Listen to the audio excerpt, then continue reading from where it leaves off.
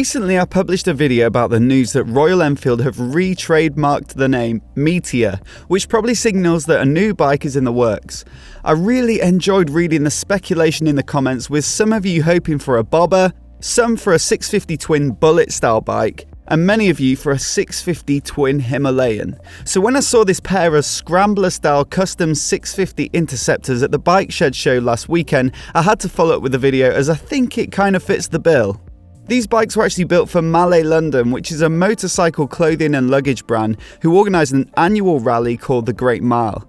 It's a 1,250 mile supported ride from the southern coast of England to the very northern tip of Scotland, and Malay worked with Enfield to produce these two support bikes for this year's ride.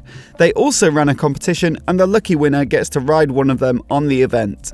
Details are a little sparse on these bikes, so apart from a few brief Instagram posts, I've had to figure out the changes myself, but here's what I can spot working from the front to the back.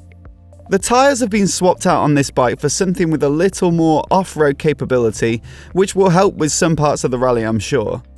The tyres look to be Hydano K60 Scouts, which should be decent on the roads as well as grippy on looser surfaces.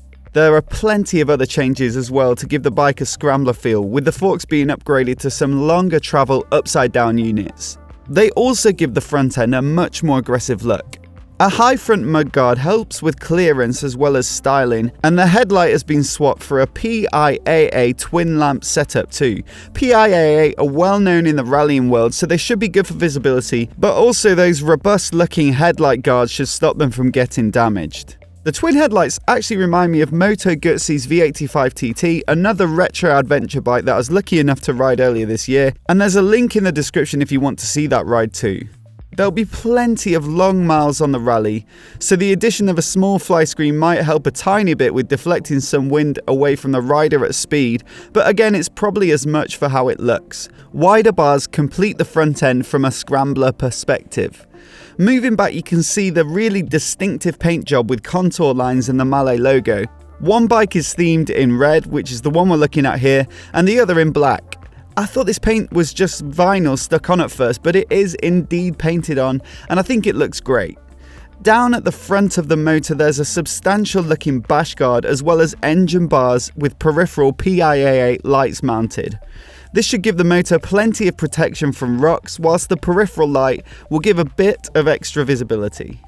The stock seat seems to have been recovered with diamond stitching in red to match the theme of the bike, and the same on the black bike too. Malay's saddle and duffel bags have then been fitted to the pillion position as well as a tank bag too. These bags look to be the same as the ones used by Henry Crew on his recent round the world trip on his Ducati Scrambler desert sled, so that's a decent testament to their durability. There's a link in the description to that video as well if you want to see more about his bike. Towards the rear you can see that the silencers have been swapped out for something that looks like it'll be a little louder and free flowing. A high level exhaust might be the style for a scrambler, but keeping them low has meant that two saddlebags can be used without any need for a frame to keep them off the exhaust. A gold chain has been fitted, presumably for style, and then a tail tidy made with another PIAA lamp for that rugged look, and some indicators which actually look like bar end indicators repurposed. With all those changes, it looks like something pretty close to a 650 Himalayan. I'm sure it's a blast to ride, and whoever won the competition to ride it on the rally can count themselves lucky. But does it do everything that a 650 Himalayan ought to? Let me know what you think of the bike in the comments, and if you're new here and you want to see more videos like this, hit subscribe and I'll see you next time.